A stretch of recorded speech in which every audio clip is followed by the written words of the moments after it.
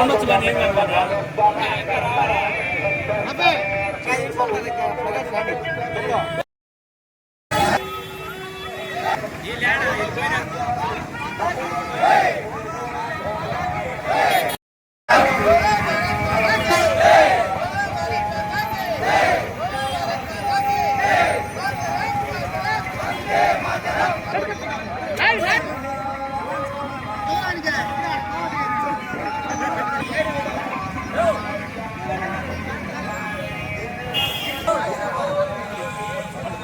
ఎవరు మాట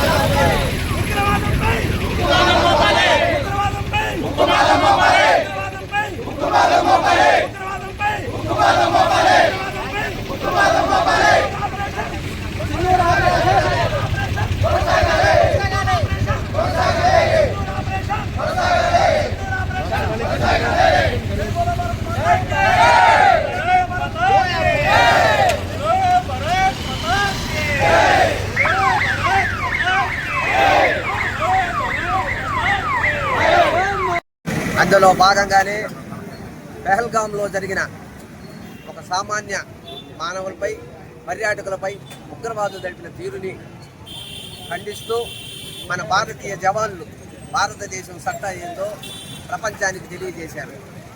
ఆపరేషన్ సింధూర్ పేరుతో ఈ సైన్యం, నావికా దళం, వివిధ దళాలు కూడా ఎంతో ప్రతిభ కనపరిచి మన ఇండియా ప్రపంచంలోనే ఒక బలనీయమైన శక్తిగా ఎదిగిందని ఈరోజు చెప్పుకోవచ్చు ఈ సంఘటనతో. కాబట్టి ఉగ్రవాదాన్ని తుదిముట్టించేందుకు సింధూర్ కొనసాగుతూ ఉండాలని మరొకసారి మన భారతదేశ పౌరులను రక్షించేందుకు మన భారతీయ సైన్యం, మన పౌరులు, మన ప్రజలు కూడా అందరూ ముక్తకంఠతో కలిసి ఈ యొక్క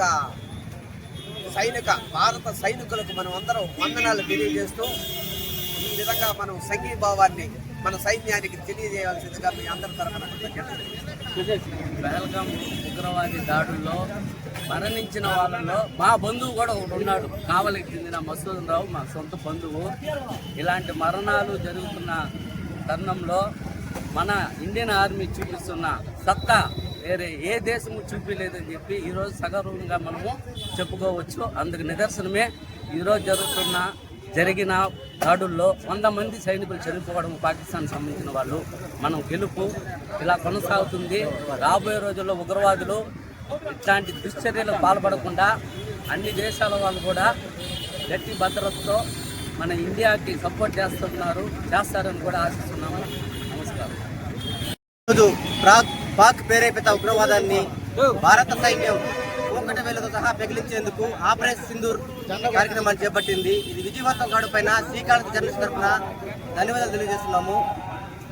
పాక్లోని ఉగ్రవాద స్థావరాలన్నింటినీ ధ్వంసం చేసేంత వరకు ఈ ఆపరేషన్ సింధూర్ కొనసాగించాలని శ్రీకాంత్ జర్నలిస్ట్ తరఫున కోరుతున్నాం. Thank you.